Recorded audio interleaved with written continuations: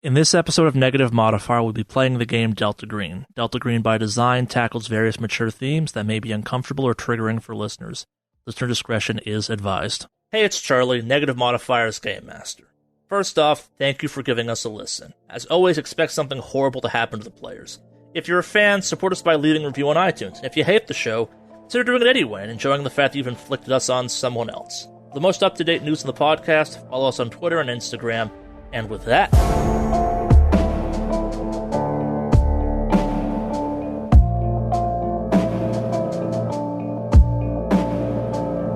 security office. You get there pretty easily. It's well marked and stuff like that. You open the door, and Benedict Smith looks nervous. He kind of looks at you, kind of like gestures you like aggressively, like as you're coming in. Close the door behind you.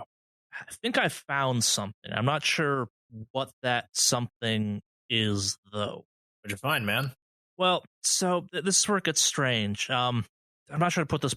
The Wi-Fi in the building's been really bad lately, and so I was checking some stuff, and I've been doing kind of some bandwidth testing just to see if, I don't know, maybe someone like piggybacked off the system or something like that to steal the mask in the first place or something. And I'm not quite sure what's going on. Like, IT set this up for me just to kind of so I could monitor what's going on. The network usage around the time of what we think the murder was last night was really high, but also like 15 minutes before and after the disturbances on the camera. Let me take a look. Yeah. What's your comp sci again? 50. So based on previous knowledge, this is more than enough to find exactly what you're looking for. So after some poking around, someone has very much been from the outside accessing the museum's security system and network and all kind of connecting parts of it. And not just recently. Going back months, maybe even a full year or something like that. And because you pulled the drives out of that computer in Savannah, you know where to look for this. And yeah, you find again in a hidden folder just a simple text file with an I made up just kind of text characters is the only thing inside of it. Lawrence, you're looking kind of stiff. Is the Wi-Fi haunted, or what's going on? You recognize that? We'll point to the text. No, fuck. Hold up. How did that get in there? I don't know what your system's infected eggs. I would go fucking smash the server, to be honest. Copy that. Not sure I can do that necessarily, but when you say infected, so I started thinking about this. I don't know a ton about these types of things, but it kind of like looks at some more of the footage again and kind of is going through it. Would it be possible to like splice in sections of this footage to make it look like the hallways were empty for longer periods of time? Oh, totally. 100%. You see that in movies all the time. That's what I thought. Like, yeah, because the time frames just didn't line up with stuff. I kept going over the footage over and over again, and that's kind of how it appears. Like, so he pulls up a very specific kind of set of the footage and kind of rolls through. He's like, so if you look at it here, it kind of points at one spot. Watch this shadow here, and kind of scrolls backwards and forwards. You basically see the shadow move in a mirrored fashion. It approaches and it kind of goes backwards the exact same way it came. He's like, if I had to guess, it's almost like someone cut in a 10-minute segment and just played it in reverse or something, so it wouldn't look like it jumped. I don't know much about kind of this type of stuff, but yeah, do you know someone that would hack a security system so they could steal a basic generic stone mask and then cover up, I guess, a murder of some kind? I mean, we just talked to Saeed, and he was the one who apparently was the most interested in the mask, but why would he do that? No. Look at what we have in front of us. This wasn't the last spot. I mean, we were right yesterday. It was a lure. I would like to roll an alertness check after saying this stuff kind of happened. Yeah. 4 out of 70 success. Yeah, so you're thinking back now, like nothing in the room leaps at it especially weird, but there have been a lot of security cameras in this building. It's quite strange that only those would be impacted, and so inconsistently. And yeah, something seems off. X, you've been here for a sec. Notice anybody with like eye tattoos or weird eye related paraphernalia on them? kind of shrugs at this. I've seen a bunch of bad college student tattoos, 1 or 2 facial ones. What's her name? The gothy one kind of snaps his fingers a couple times. Veronica, she probably has a couple eyes on her. She's got that. You see it, the kind of crazy zombie tattoo on her left arm? She might have been covered up. It's kind of cold right now. You see stuff. Nothing kind of like points at the file. Nothing like that, though. I want to see if I can drop like the video files that Eggs has into like a video editing software. Yeah, definitely. Like I want to see like the specific cuts or anything that have been made to the file if I can figure that out. That sounds like it requires some artistry. I think with your kind of intellect and your comp size skills, you can establish that, yeah, I guess kind of the footage you're looking at has definitely been edited. It's quite obviously, now that you're looking at it and kind of looking at it in this context, you see several moments that were spliced together. The exact how it was edited, you wouldn't necessarily be able to tell. It's edited pretty well, though, I will say that. That text file, am I able to just delete it? Yeah. And then, empty out the recycling bin, and then I want to go check the file location again. That's gone as best you can tell. I don't think that fixed it, but it's the best I got, other than doing, like, resetting the whole system, signing everybody out. Give me an intelligence test. 1, critical success. Jesus Christ. Yeah, so your comp sci background, you're extra paranoid at this point. You've seen some stuff. You're thinking back on kind of the various events that you're pretty sure kind of line up, make a chain that led to here. And was Florence ever involved in kind of some hacktivism at any point in time or some kind of hacker culture? I mean, she has like a 50% in computer science, so she might not have herself been like one of them, but she probably definitely followed the... That's why I'm saying you could figure this one out. It would be common for someone that hacked the system or something like this to maybe leave a calling card of some kind. Yeah, what you want to do is, I mean, basically you're going to have to tell your IT department to completely sign everybody out. I mean, they probably have to reset. This is perfect, actually. They're going to have to reset a bunch of stuff, lose a lot of data. I mean, basically a system scrub, new passwords and everything, an update to your shitty security. X kind of nods at this. Well, so with that in mind, everyone give me a sand roll. Kind of realizing the weight of the situation, that something or someone has been watching you. 77 critical. Critical success. Congratulations. Did we gain 1 back on criticals? I say you do, yes. 54 out of 36% failure? 73 out of 44% failure. How was your sanity 36%? What? I don't know. What happens when you have 1 bond?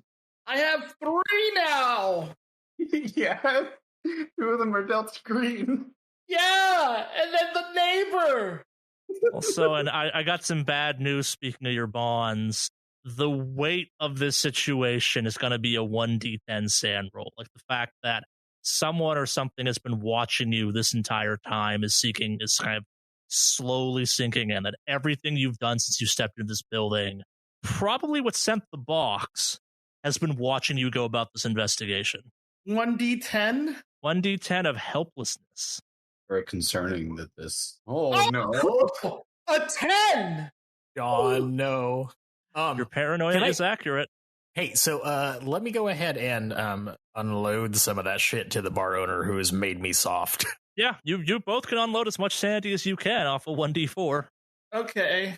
So I rolled a 7, the 1 on the 1d4. All right, I'm going to roll my 1d4 now. Yep. How on big 1d4? 3. Okay.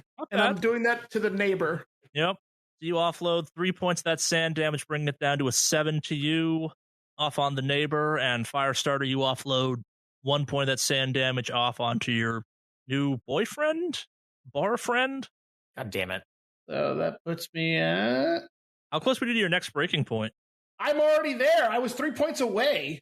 So if I was at 36 and I dropped down 7, that's what, 29?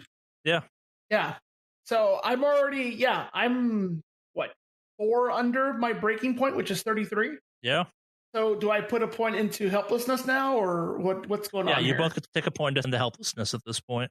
Okay. I'm only 2 under my breaking point. I did lose a chunk of sanity. Am I like hyperventilating and throwing up in the corner right now? Yeah, no. So we're going to play that out for a second. So as the reality of the situation sets in, Florence, in her kind of typical calm, collective, icy demeanor, is professional in this case, but Firestarter, Foxtrot, like, just the weight of the world is suddenly pressing down upon you. Like, you're not quite sure how it feels like this, but you feel like just thousands, maybe millions of eyes are just staring into you, and always have been, maybe for years, decades, maybe your entire life. Like, you just can't, like, you're partially frozen, kind of like whipping around some, like, and just everywhere you look, you feel like something's watching you for a split second or two. Like, you feel almost like an animal caught in a trap, that you know something's out there beyond kind of your field of view, and you know it's watching you, but you can't see it. Okay. And as a reaction, I'm just going to pull my gun right out of my holster and start Sure. kind of aiming around, looking for whatever Sure. I think is there. But I obviously can't see it, so I look like a crazy man waving his gun around. Benedict kind of reacts super bad as he kind of like stands up, like puts his hands up. Florence, how do you react to this? So she gained sanity from this. So she's like sitting there nodding as it all comes together, and she's like, all right, you want to play that fucking game? I'll play. I would interpret this as like she's been vindicated. She's right about this. She is right. And I mean, and then John pulls out his gun, and she sees like Eggs raise his hands, and she looks at him and she sees him, and she stands up, and she like puts her arm or puts a hand on his like wrist where he's holding his gun. It's like, John, we were right. We've got this. We knew. We were right. Somebody's hunting us, and now we know. I'm still looking around. I hear Florence, but I'm still like frantically looking around the room for whatever I feel is staring at me, but I can't see it. Yeah. Were we sitting down or were we like standing? Either or, I think. Foxtrot doesn't sit down. So I would imagine Firestarter was sitting. I mean, he kind of slumps and falls off his little office rolly chair in the security room. And he just starts kind of hyperventilating and just kind of zoning out for a little bit. And it's because it's Firestarter. He's got a flask on him and he's been day drinking. He feels super nauseous and just kind of crawls over to the trash can and starts like vomiting. Give me a con check. Both of us are just Firestarter. 9% success, baby. All right, so you successfully actually throw up. It's not that horrific kind of dry heaving that does nothing but make you feel worse about feeling sick. It's not great. You did throw up in a trash can from a nervous breakdown, but at least like it's a cleansing moment almost for you, kind of thing. Like you've gotten the poison out, for lack of a better phrase. The simple act of reacting horribly to a horrible realization has a calming influence on you, and like maybe even the smell kind of helps snap Foxtrot out of it a little bit. Like it's human, it's real, it's normal. Like this is a very normal kind of human primal reaction to suddenly feeling overwhelmed and kind of like you're under assault type of thing. It's gross, don't get me wrong. The room now has a trash can full of vomit in it, but it's not that kind of like full body, painful, dry heaving that's so much worse in some ways. As a Firestarter is done throwing up, he's just kind of going to roll over and just kind of lay on the floor for a little bit and just kind of breathe. Look, both of you are trained for something like this. All right. We stepped into this world not knowing what to expect, but this time we know. Take comfort in knowing that we're not just running around playing someone's game. We know now, and now we can make them play ours. And we're going to kill them all. Oh, you're right. You're right. Now get up, you can clean yourself up, make yourself presentable. We've got this.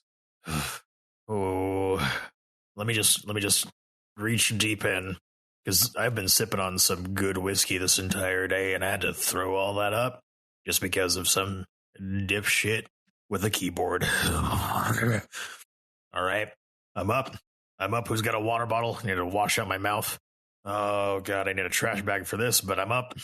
Firestarter's just kind of like dusting himself off and getting up, looking at a grimace at the trash can on the floor, like an angry grimace, not like a, oh man, I just shit myself in public, but like a, oh man, God damn it. John, you all right? So after looking around for a while, like stop all of a sudden, now that I'm realizing it, and I put my gun away and I take a deep breath and I look over at Florence and I say, let's go. Thanks, Eggs. Get this whole system wiped. Make sure that any footage with us on it is gone. All right? Yeah, sure. Do I need to know why he just pulled a gun and he threw up in a trash bin, or am I better off not knowing on this one? I look over at Eggs and I say, no, you don't need to know. Got it. Guessing this is some kind of makes a little triangle symbol with his hands. I like looks at it. Some real deep shit with that whole business. Yeah. You might need an extra gun tonight. I'll call you if we do. Sure. Yeah. Anything that I can help you out with, I guess. Shit. Text us when Victor and Christina leave. Either of them. Can do. Stall them when they try to leave. I can definitely do that. Stands up. I'll do one better, actually. I'll go deal with that right now. All right. He's heading down to his loading dock to leave the building for a quick second. You going to follow him out? What do you guys have to do? Are you going to the apartment building? Yeah, let's follow him out. Yeah. We'll just make sure he gets out safely and we'll split off to go to our car. Yeah. So kind of as you're kind of peeling off in the parking lot, you see him just walk right over to a car you don't recognize and just kind of in a swift practice motion just slashes all four tires. All right. Before we left, I had picked up the trash can with my vomit because I was going to throw it out in the garbage can in the back, and I put that down and start clapping. He kind of looks at you and makes an awkward salute and kind of looks around, like puts his knife away, and then like scampers back inside as best he can. Who the hell's car was that? Probably Victor's and Christina's. All right.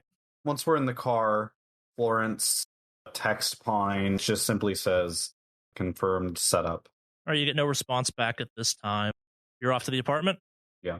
Yeah, so it's pretty easy to find. It's the third story of kind of a 5-story little apartment building. Not a lot of security from the outside, as best you can tell. It's just a normal kind of grad student, college student apartment. A little ways off campus.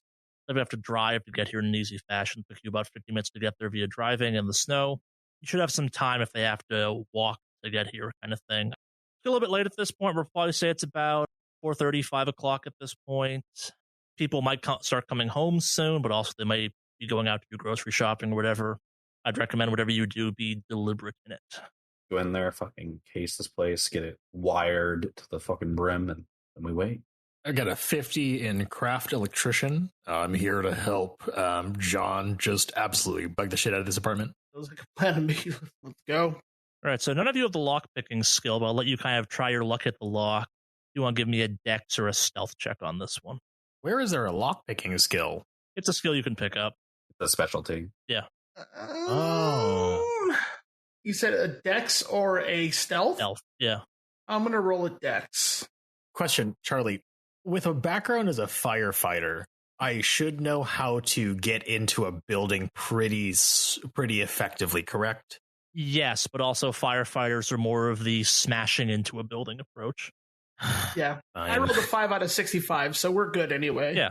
Oxford does a pretty good job of kind of jimmying the lock, and it swings inward, and you're not going to need to do any wiring this place to prove what's going on here.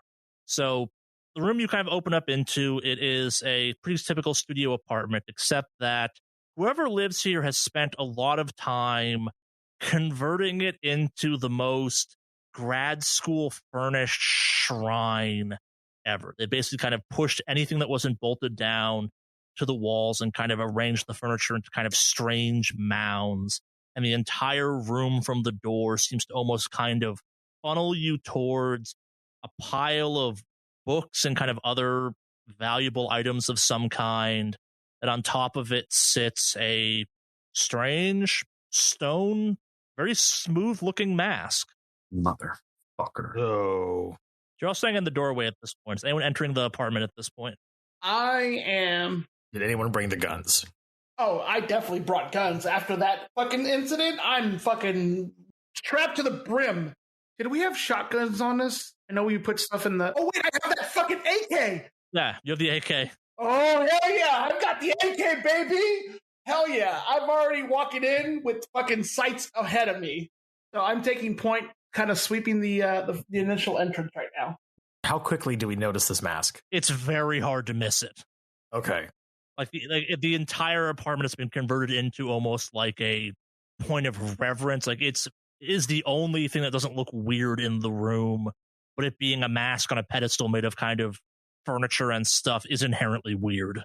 So I figured since I've got that AK, I'm going to take the front. Yep. So I look at everybody and I'm in like full ready, just engagement mode. And I say, ready to go. Florence just nods. I would imagine Florence usually takes the back, so I am second to go in. Florence would probably take the middle, usually. Okay. I'll take the door. Oh, fuck it. I'll go in the middle. Your call. Your call. I mean, we figured you'd be sandwiched between the two guys who are a little more. Yeah, that's what I'll do. Okay. Okay. All right. So I take point and I'll be the first one in. You kind of step into the room. It doesn't get less weird being inside of it.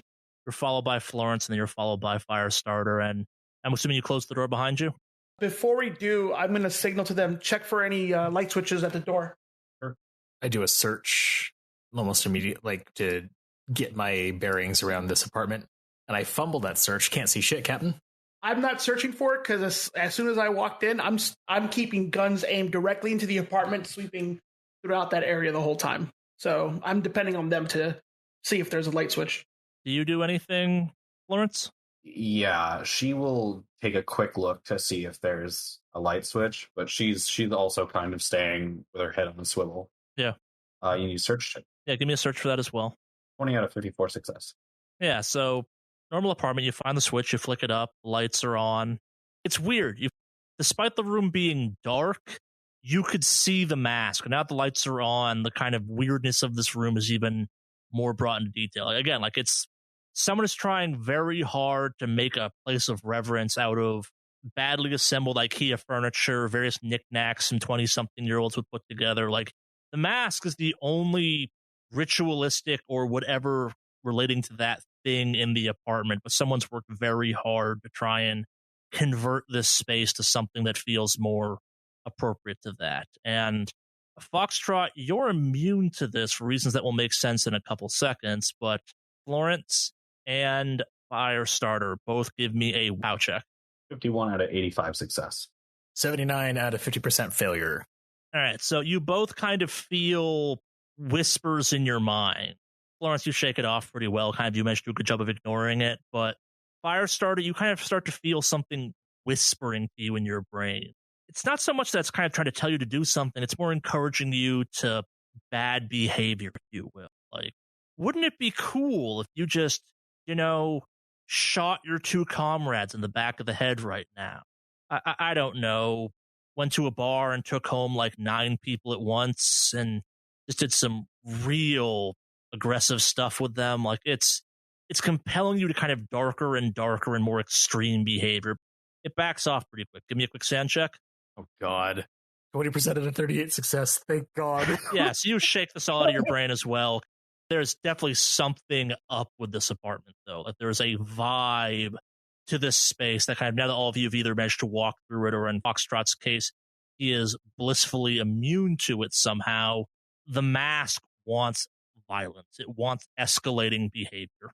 What do you do? I want to... Let me see if this works. What are you trying to do? So I want to see if I noticed the weird, moment where Firestarter started hearing the voices. Like, I want to see if I noticed a wince or anything like that. Would that be alertness or would it be human in? Which one's higher for you?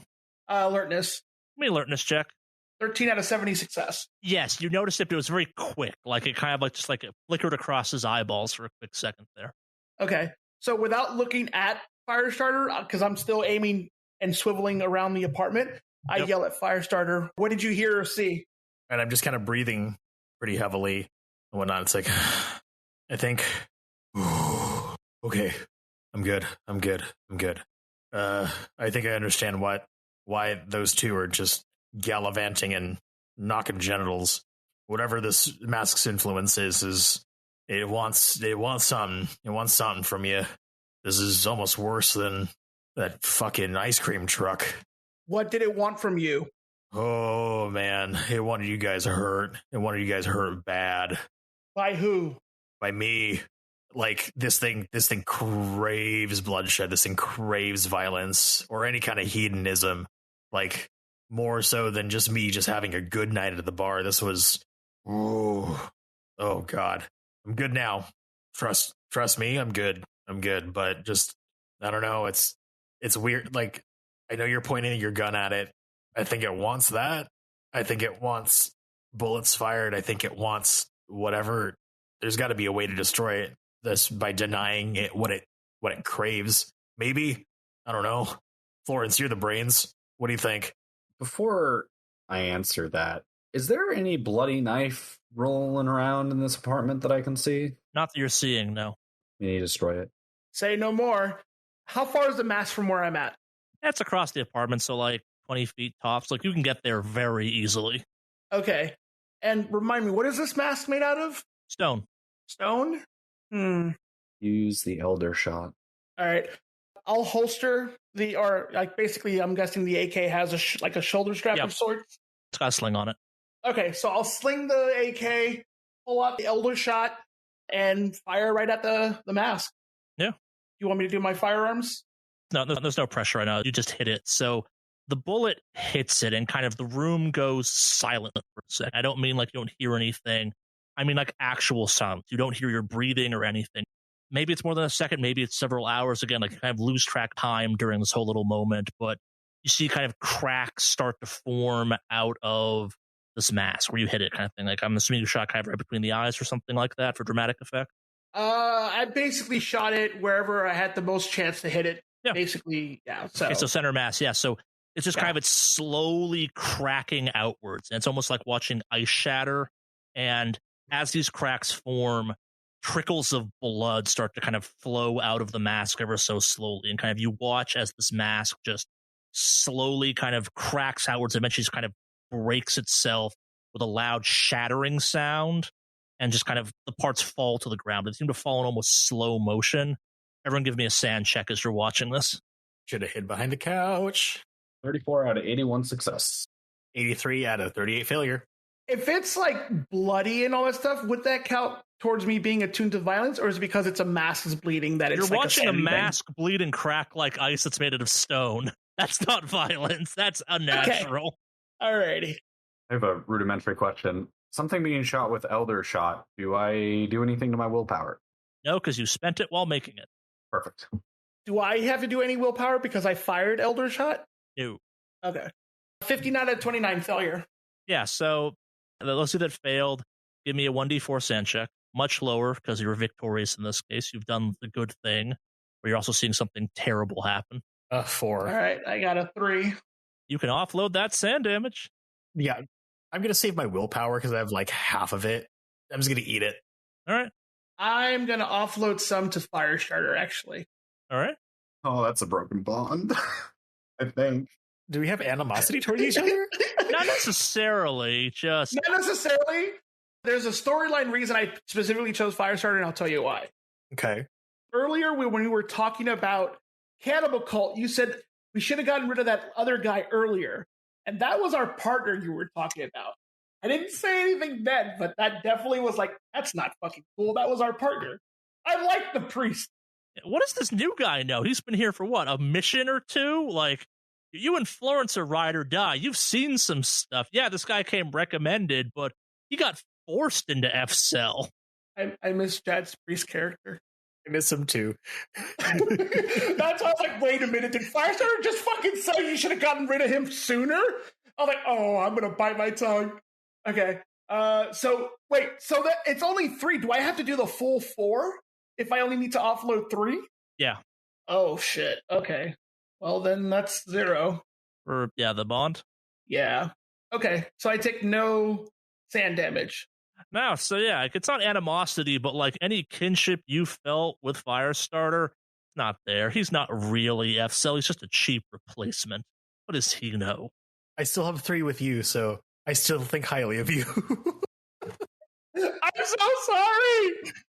No, it's all good. It's all good. This is a really interesting dynamic because, like, in Firestarter's head, everything's chummy. I still get to make jokes between the two of you and whatever the heck. And now I'm the annoying coworker. Pieces hit the floor. You're all back in reality at this point. The sound comes rushing back, or maybe it was always there. You'll never fully know. But yeah, so you're now just kind of like maybe the gunshot echoes around the room a little bit. But yeah, the mask is busted up. If you want to get closer, maybe you can see what's happening with the shards. But it's destroyed. It's quite destroyed. I want to get close, and I want to like hold out my Elder Signed hand to see if it reacts in any way. So the shards are very rapidly turning into sand, dirt, dry clay. You're not quite sure what, but like it's almost reverting back to whatever base it was made out of originally. Like even calling them shards is insincere here at this point. They're just kind of turning into small dust piles where shards touch the ground. So you said it's like made like a shrine. Is Yeah. it kind of like place easily flammable? Yeah, it's a not great apartment. Definitely flammable. It's also one of 5 apartments in the building. Never mind. I immediately realized that we were in an apartment again. Florence, once it's done, she just walks out the door. All right. I kind of open the door. Let's Florence, go. if there's a fire, no, we got to burn it. We got to burn it. Pull the fire alarm. We're going to burn it. All right, go. I'm pulling it right now. Wait for the fire alarm. I back out, but still keep my gun facing towards the apartment as I walk out. Yeah. And as soon as I get to the doorway, I say go to fire starter and then walk out. I immediately start going to town. Like, this is something that I am going to just start setting anything that's like books, paper towels, kind of throwing around some alcohol. What, like, because it's a college thing, there's got to be some. Yeah, no. Plenty of flammable stuff, plenty of cheap furniture. Yeah, it's quite easy to get this place going. Florence does pull the fire alarm, and then she just casually walks out to the car. Sure. And I want to sabotage the door so that way it's stuck. Walk out the apartment door, and I'm going to fucking fuck with the door so that way it's like not openable, so they can't like go inside and put the fire out. Like, the apartment is going to hopefully ideally be completely lost with minimal damage to the other apartments. Sure. But if other apartments catch on fire and whatnot. I'm making a vacuum of sorts. Yes. Yeah, it's a risky maneuver. Probably people have to evacuate, definitely. But if they get caught up, it's unfortunate, but it's one of those things where it's like, hey, there's a greater evil and a greater thing that we need to make sure doesn't come to light. Yeah. And then I will kind of get back to the car on my time. Sure. Drive away casually. All right, so you make it kind of 10 or so minutes away from the apartment, going nowhere specific. And then you get a phone call from Benedict Smith, and just kind of like, he sounds out of breath on the other side. Did you guys just do something? What's going on? I don't know what happened, but Victor and Christina just kind of on camera had like full on breakdowns. They went like full rage out Hulk in their labs, and then like took off into the hallway. And I just found, well, I'm assuming he's dead, but I just pulled Christina off of Victor, just screaming about how it was her turn. Dude's head was bashed open. She had like 4 scalpels in him. They both just fucking lost it. Where is she? She's with Campus PD. She's bleeding really severely. Like, she did it to herself, and Victor did it to her some. Is she going to die? I don't know. I'm not an EMT, but she didn't look good. Honestly, that's for the best, if anything else. I had to knock her out. Do they have EMTs on scene? Yeah, a PD showed up after I subdued her, and kind of they called some medics, and there's an ambulance on the way, but she wasn't looking good, and she was just kind of speaking garble, like just sounds and whimpers. Well, Eggs, congratulate yourself. You just caught the campus killer, and we're not going to try to dive too much into it. Kind of wish I hadn't, if that's what happened. Like, I'm going to see this in my sleep. Like, she bashed his head open like it was an egg on the floor. And they still have her, or have they transported her away from the... I think the ambulance left a couple minutes ago, or kind of just left. I don't know. It's been kind of a frenzy here after, the murder yesterday and this. We're talking contagions in the lab, curse of mummies. Everyone's freaking out. I notified IT about the hack in the system, and they're all types of panicked right now. They're checking all the other parts of the campus system. It's chaos here. Right. Text us if you need us. Thanks, Eggs. Chang's up. The fire starter just kind of looks chuffed. Like, nice. That took care of itself. Perfect. There's a reason why there was somebody murdered. Something's to blame on it. And whoops, their apartment just caught on fire coincidentally. Like, whatever. Loose end. Unless she dies. Oh, man. How do we make sure she does die? We do it ourselves. Yeah, if somebody could distract and get me into her hospital room for... All I need is 30 seconds. Don't even need a gun. Do ICE agents have any kind of jurisdiction in this area? You said we need a distraction, right? Well, ICE agents, they recover... They deal with cultural artifacts, right? being stolen and whatnot. Yep. That would do it. Could you see if Eggs knows what hospital she's being taken to? I'll text him and ask. Yeah, he gets back to you with the address for it. All right, so what we need to do with these is we need to go in fast. I mean, one of you needs to just be the hard hitter, like, you know, we know that she stole cultural artifacts. She's been doing it for years, however long she's worked there. Get us into the room to talk to her. I mean, she's going to be in critical condition, actually. That's not going to get us in. Is she still at the school site? No. Wait. No, she went. Can we intercept her ambulance? Well, is she still at the school? Yes or no? No. She's already been picked up by the EMTs? Yeah. He said that they left a few minutes ago. Oh, shit.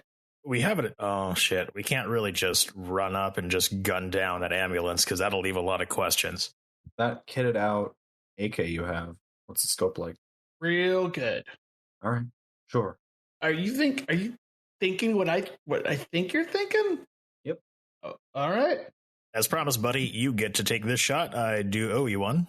So do we think we could probably make it to the hospital before the ambulance? Are we close enough to make it there before them? It's unlikely since you don't know the area well and they're an ambulance. Yeah. Okay. Then I will give you a drive and a luck check if you want and a navigate. I mean, I think that rather than risk getting pulled over, I think that we just wait for her to get through, like, given a room through everything, and, like, you know, we wait for her to be put in her room. We call one of us as an ICE agent requesting the information about what room she's in, when she'll be in a state to talk. When we know what room she's in, then you can position up wherever you need to, far enough away to take the shot, finish her, and we'll leave. Sounds like a plan. Depends on how big this hospital is. I mean, this is a tall hospital and we've got no tall buildings. It's going to be hard to get a good shot, but we'll see what the layout looks like when we get there. Yeah. Can Florence look up the hospital, see what it's... Yeah, sniping it will not be the easiest approach. Also, AK-47s aren't sniping weapons. True. But we did have a sniper rifle among the stuff that was in the... We do have a hunting rifle. With a scope, though, right? Yeah. That's good for like 20 yards. Not 20 yards, like... The hunting rifles can shoot up to 150 meters. Yeah, they got some range. Yeah. Yeah, we've got the hunting rifle, so... So let's treat this one initially right now as though it's an actual medical injury and see a luck check. From all of us or just one person? Whoever wants to roll it, I guess. Florence, you've been the luckiest person so far. Now that you say that, I'm going to fumble. Never mind. Oh, with a success! Yeah, so while you're debating this, you get a text from Eggs kind of confirming, hey, I just heard she died on the ambulance. Severe stab wounds, bled out. Florence will text back, good job, mission complete, destroy the phone, SIM card, get rid of it. Your text comes back to you at phone number is no longer in service. She snaps her SIM card, smashes her phone, and once we're on the freeway, just tosses the burner out the window. Sure. And then on the phone that she texts Pine with, she says she'll text, it's done. Yeah, so Pine doesn't respond back. She just kind of suddenly all your emails light up with all the travel information you might need to make it to Cairo importing, apparently. It's a plane ticket to San Diego. It's all ready for you, kind of as an at-will plane ticket, which is kind of rare. It almost suggests it's on a private flight of some kind out of the airport near you. Oh, yeah. Florence will text Pine's number and remind her that Florence wants to talk before we touch down. Sure. Straight to the airport, then? Is this directly to the airport that we're doing right now? Pine is telling you to go to the port right now. You've completed the operation. You need to go kind of run down this lead while it's still a viable lead as soon as possible. Okay. Can you text Pine just to make sure our extra luggage will be able to make the flight? Yeah, I was going to ask. Florence will text, does this cover carry-on? Pine responds back, it's a very discreet airline. Okay. I don't want to lose my AK, so... So yeah, let's go. Let's go. All right, yeah. You get to the airport, and there is by all measures, a private plane waiting for you. Not kind of a full... It's not like a G6 or something. It's not a fancy kind of high-end private jet, but it's chartered just for you. There's no security check. They rush you through a bunch of stuff. You can even drive right up to it on the tarmac if you so wish type of situation. It's gassed and ready to go. As we're pulling up, Florence just looks to Firestarter and John like, we've never had them drop this much money on us. Or this much sway. Genuine surprise. We kind of stumbled on something kind of big. So I figured this is going to be, I don't know, of high priority. Foxtrot and Florence may not be used to this. This isn't quite normal for T-Cell, but the amount of fuss is not abnormal for T-Cell. This is just a private jet versus a Black Hawk or something. Yeah, I mean, like, if Pine had me fly Spirit Airlines one more time, I would be having a very stern word with her. I always rebuy my tickets. Oh, wouldn't I technically fly relatively on private jets, or at least pretty low key under my line of work? Yeah, but not for Delta Green. Fair enough. Well, let's, I wonder if Pine's going to be flying with us, or is this going to be a fun little solo cabin work trip? Maybe we get to use one of them fancy airplane phones. Once we're in the air, we're going to have a conversation with Pine. She's going to answer some questions. Yeah, so let's jump to the interior of the plane with that. So this plane is a bit strange. So the interior of it is basically a small conference room. Like, all the chairs are located around a small table. There's a conference room dead center. As best you can tell, as you kind of step in, the crew is 2 pilots, and that's about it. And they don't ask about your bags or anything. They even kind of gesture like, hey, the chairs fold up and you can put stuff in there. And the chairs appear to be reinforced for whatever reason. And as they close the door, you hear kind of the door hiss shut, meaning you have privacy on this plane. Like, there is literally no one on the plane outside of this room. You're kind of in the main cabin that can hear you, and you're up in the air, so no one can hear you there anyway. Yeah, so normal takeoff, you get in your seats, they take off, you're in the air, they tell you, hey, you're bound for San Diego, California. We'll be there as soon as we can. We're taking a bit of a direct route, if you will. If you need anything, there's refreshments in kind of one of the bins near you. Let us know if you need anything.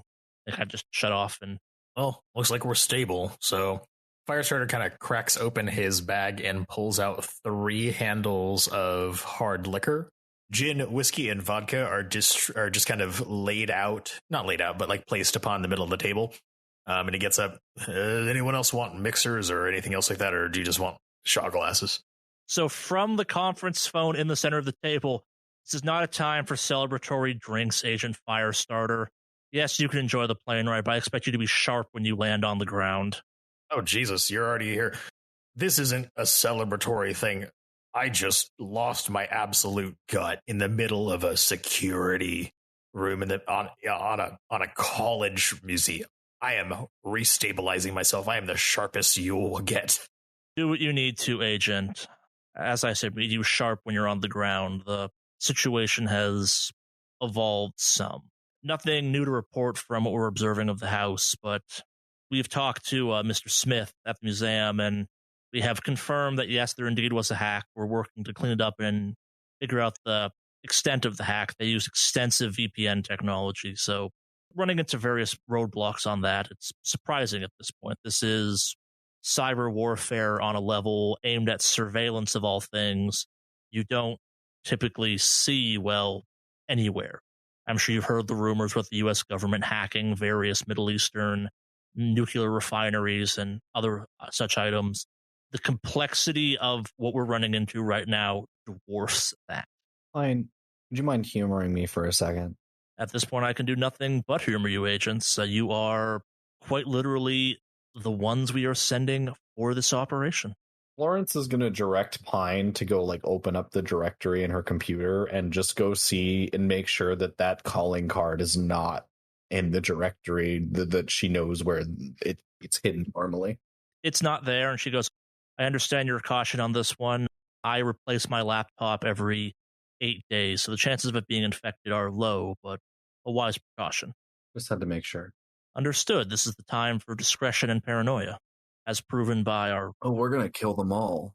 That's just it. We're not sure what or who you might be killing. We'll find out. Indeed, Agent. I can provide some information, but honestly, we do not know much more aside for this appears to be Agent Francis's home address. We're not sure what you'll be walking into.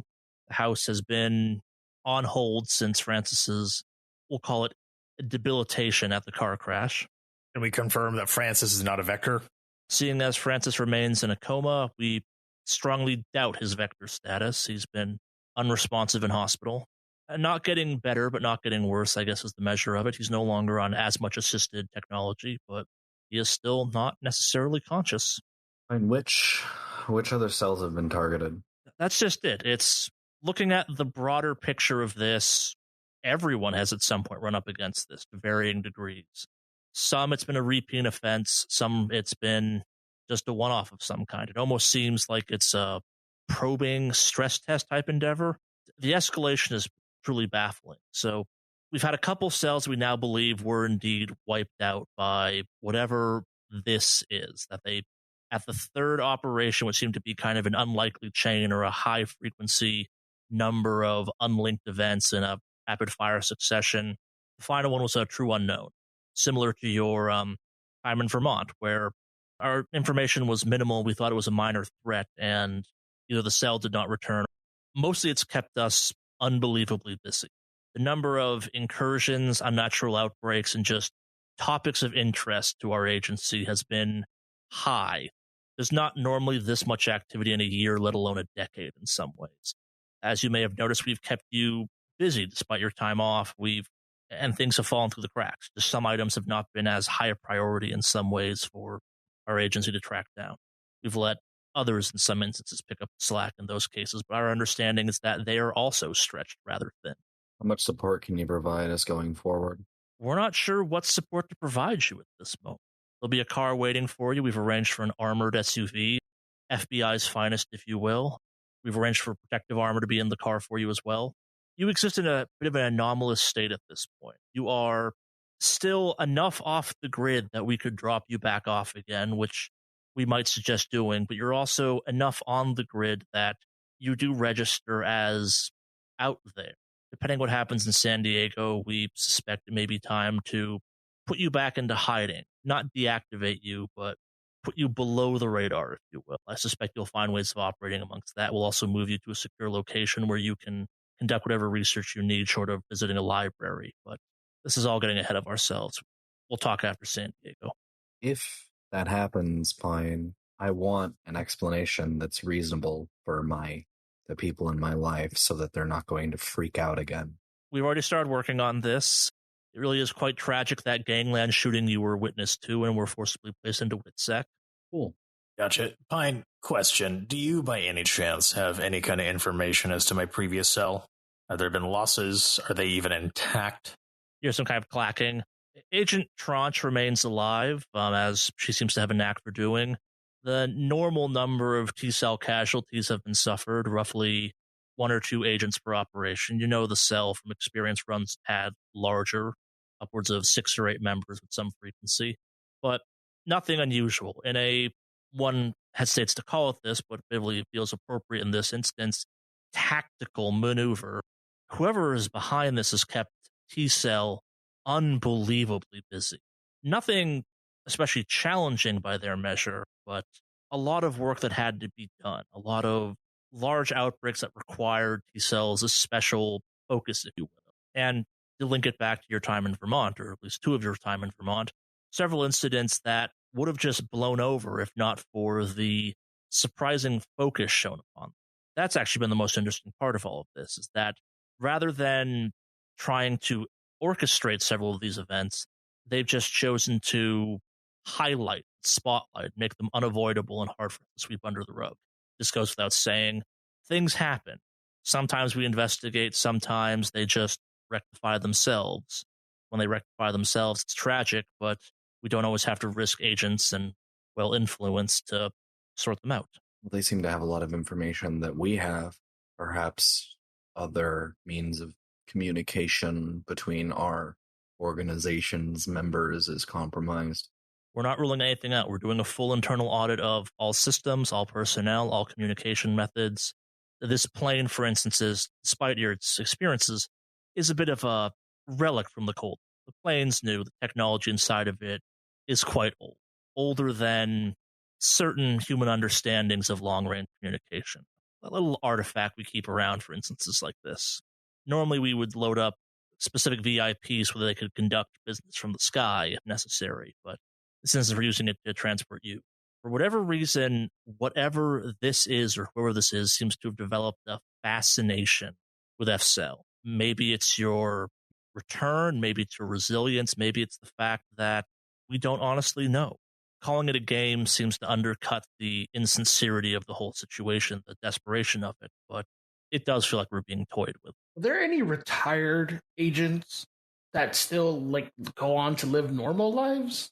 Or do you retire by dying in this agency? I hear a chuckle at this.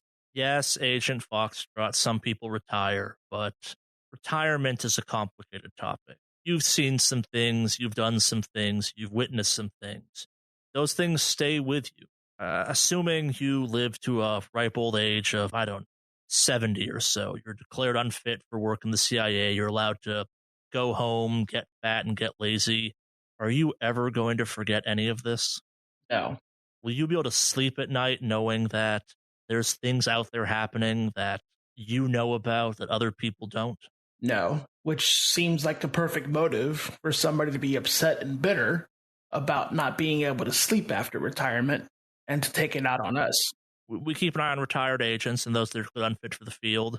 The grim reality of it is those that exit are of either exemplary mental fortitude, crack, or don't make it out.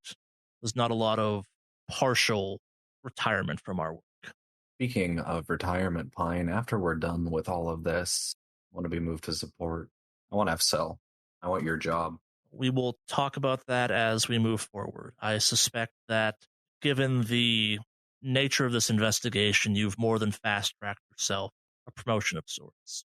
FCEL has performed admirably to this point, and assuming we can close this, we will talk further. I don't make these decisions, unfortunately, Agent.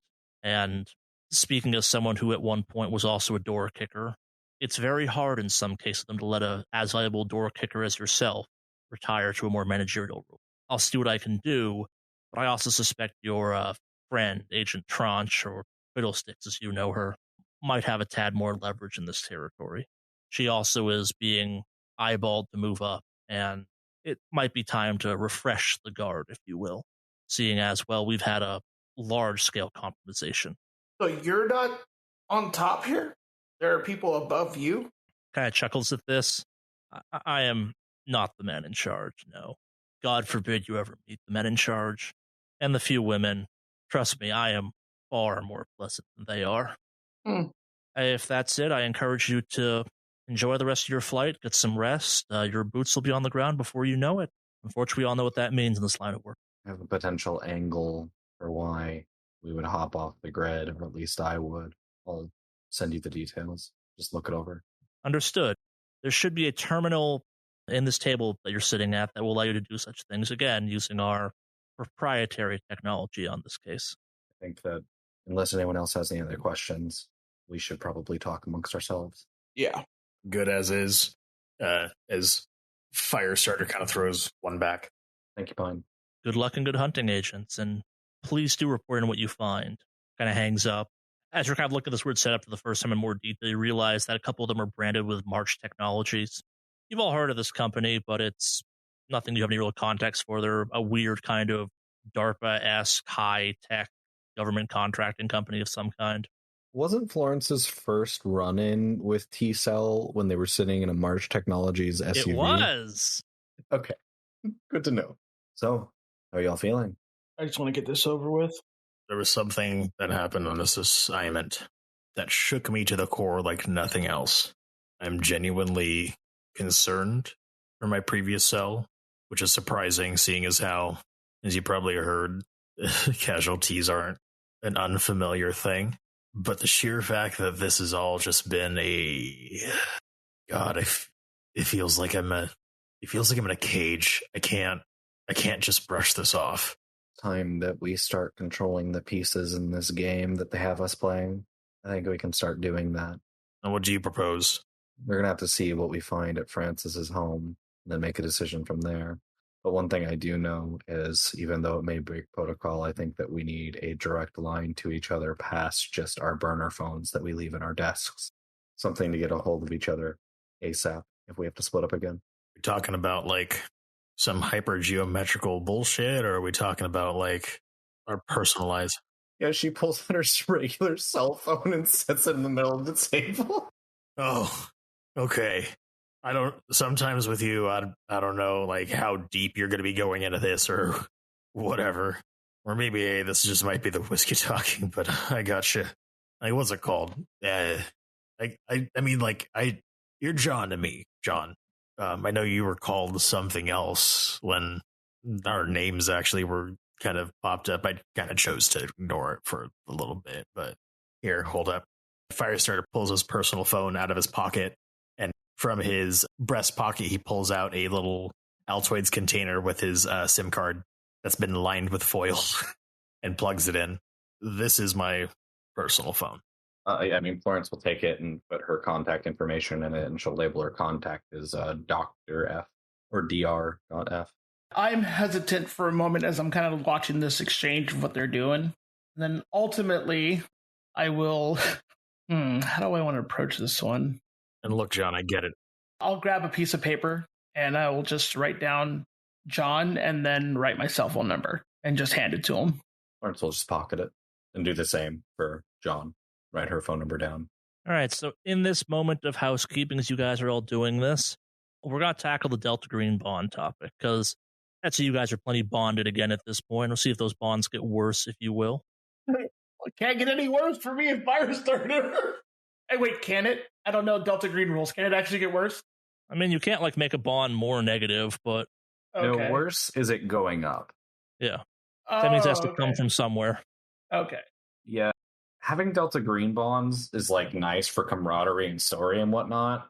It's a ticking time bomb behind the scenes, though. Yeah, because you lose a bunch of sanity if one of your bonds dies. Oh, really? Or your bond gets hurt, or... So if your bond with me has completely fizzled out, Florence would be the one who would be like, oh shit, I let somebody else die under my command, but you'd be like, he was a piece of shit anyway. Yep. Okay. It's actually not too bad. See or hear bond gruesomely killed is 1 if you succeed the sand check, 1d8 if you fail. But I mean, d8 is a lot of sand loss. I mean, I'm already dragging low levels of sanity as it is right now. So you're in the death spiral. Yeah. That spiral. So if my sanity reaches 0, do I die? No, you go insane. Yeah, everything makes sense. Oh, everything makes sense. Oh, that's a great way of putting it. Okay. I can only imagine a scenario where Firestarter is just absolutely gets eviscerated, and Florence totally was able to see it, but in a very Florence move, just offloads that sanity loss onto Firestarter or Firestarter's corpse. Could you imagine watching one of them die and then critical success the sanity check? Literal mind shield.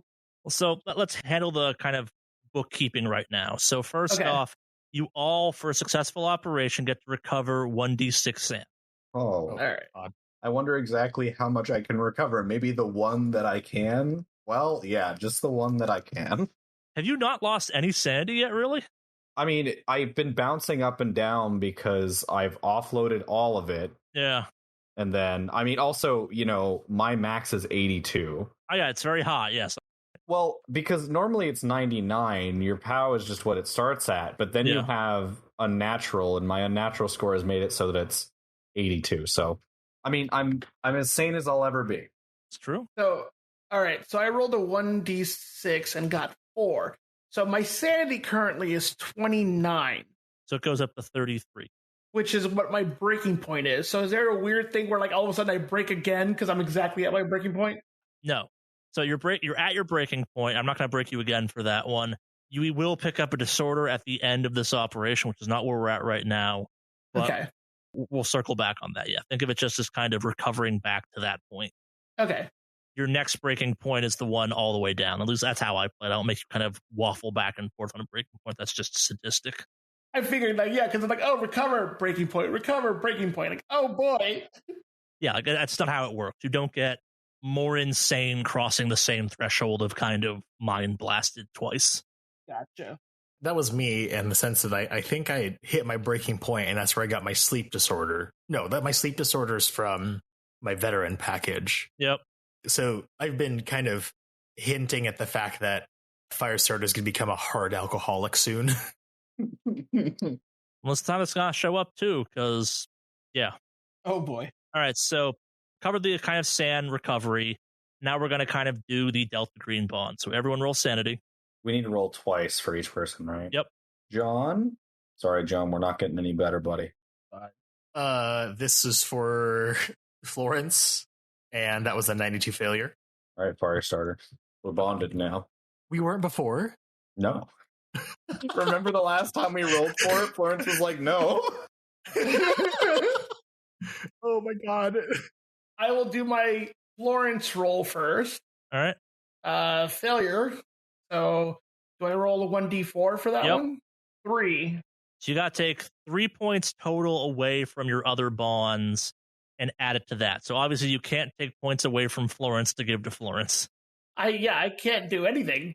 Once the bond's established, it's only 1. It's when you first get the new bond. So I lose 2 to a bond. Yeah, my bad. Fuck you, Mom. So you only take 1 away for that roll. Sorry about that, Firestarter.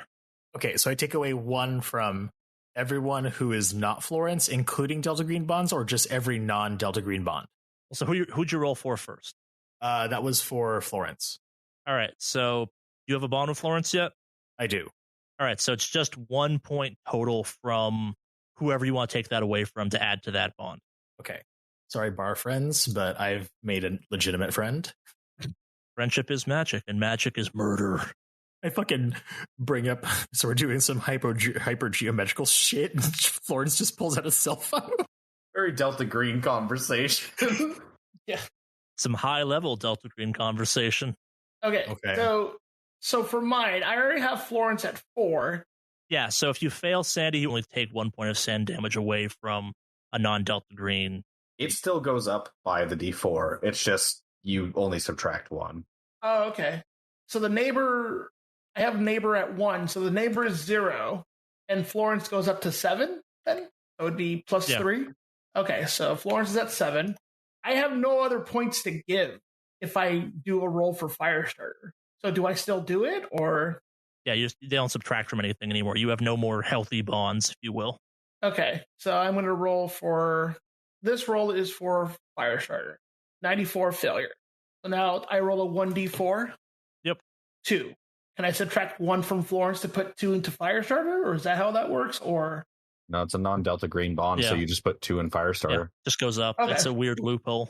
Okay. So he just got really pissed off at me and then got over it. Makes sense in context. Great. So I failed for John. So that's 1 from non-Delta Green and then plus 4 to John, correct? Yeah. Okay. You like me way more than I like you. I mean, that kind of makes sense with who Foxtrot is. Yeah, what? People aren't his thing. I'm just curious, what is everyone's bond score for everyone else? I have Florence at 7 and Firestarter at 2, and those are all the bonds I have. That's so fucking funny because, like, I have Florence at 4 and Foxtrot at 7 because Foxtrot in my head is just like, you're my murder buddy. Like, you and I both have the same kind of approach to questioning, and like, of all the people who will understand me at my most intrinsic value, it's you. Florence is nowhere nearly as bonded as to everyone else, or does not have a stronger, very strong bond at a 7. She has John at a 4 and Firestarter at 2. Which also kind of makes sense because we've been teamed up longer. Yeah.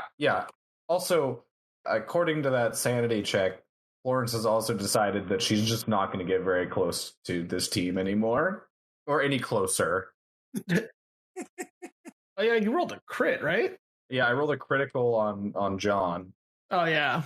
Which means that, like, I guess Florence is just like, this is business as usual, all right? You know, John and I, we're doing great. And then the failure for Firestarter is like, all right, he's a member of the team now. We've been through 2 ops together. If you take a kind of zoomed out view look at it, of the 3 of you, like, the 2 of you are used to the dark side of stuff, given kind of what you do. Like, firefighting can be a dirty business and CIA work. But there's a camaraderie in that. Like, you do make bonds with the people you work with. Florence is CDC, which is kind of a weirdly mercantile, lonely profession in some ways, because it's being sent off to places to investigate why a bunch of people got sick and died all of a sudden. My friends are microscopic. Yeah. it's a weird critique on the idea that there's like, yeah, these people like are from or operate typically in kind of bonded nature professions, whereas the sanest person is kind of like, no, I have professional relationships. Yeah, that's definitely it. So, like, the more microscopic and abstract the situation is, the more distant and more threatening it becomes to Florence. So, like, commitment. That's a big issue for Florence. Well, actually, commitment's not an issue for Florence when it comes to some people. But, well, no, I think commitment is an issue for Florence. I mean, she sees, like, relationships as basically like a business deal. So, I'm getting something from you, you're getting something from me. I just love this concept of just like every single time you've had a roll sanity damage, like, I'm offloading this on my mentor. I'm offloading this on my mother. I'm offloading this on my girlfriend. Like any kind of like long lasting, like I'm going to see you again soon sort of situation. It's just like, no. In one of the recent episodes, Charlie, you were like, yeah, Florence's bonds are to be burned to the wind or something. Yeah. It's changing a little. She's realizing she cares about these people more than she thought, but, well, some of them. Some of mom. them. She doesn't care about her mom. Oh, God. Firestarter likes Foxtrot better than his newly established boyfriend. I mean, there's an argument to be made. You've spent more time in some ways with Foxtrot than. Weirdly enough. Yeah. I could be more honest with Foxtrot than I am with the boyfriend. You're not wrong. Like, imagine dating someone while being a Delta Green agent. Like, what do you do for like, oh, firefighter, also Black Ops. Like, there's a very sizable portion of your life that will probably kill you that you cannot talk about. And we're trying to keep it casual anyway. But it's also not the dangerous fireman job. Like, imagine how weird that is, where it's like, oh yeah, I work for the FBI. That's a dangerous job, right? Yeah, that's not the dangerous job I have.